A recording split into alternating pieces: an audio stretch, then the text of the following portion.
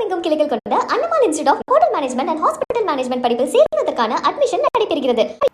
நாகை மாவட்டம் வேதாரண்யத்தில் டீசல் கிடைக்காததால் மீன்பிடிக்க செல்லாமல் மீனவர்கள் அவதியடைந்து வருகின்றனர். இது தொடர்பான முழுமையான விவரங்களோடு எமது செய்தியாளர் பாலச்சந்தர் இணைகிறார். பாலச்சந்தர், மீன்பிடி தடைக்காலம் முடிந்து மீனவர்கள் உற்சாகமாக கடலுக்கு செல்வார்கள் என்று எதிர்பார்த்த நிலையில் தற்போது அவர்கள் கவலை அடைந்திருப்பதாக செய்திகள் வெளியாகியுள்ளது. விவரங்கள் என்ன? வணக்கம் பத்மநாதன். நாகை மாவட்டம் வேதாரண்யத்தில் மீன்பிடி தடைக்காலம் முடிந்தும் மானிய விலை டீசல் கிடைக்காததால் மீனவர்கள் மீன்பிடிக்க செல்லாமல் மிகுந்த கவலையில் ஆழ்ந்துள்ளனர்.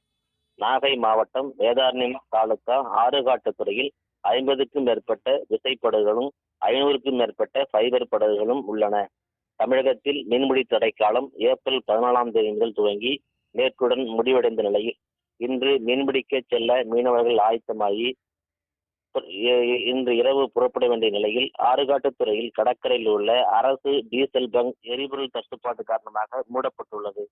இதனால் மானிய விலை டீசல் கிடைக்காததால் மீனவர்கள் மீன்பிடிக்க செல்ல முடியாத நிலை ஏற்பட்டுள்ளது.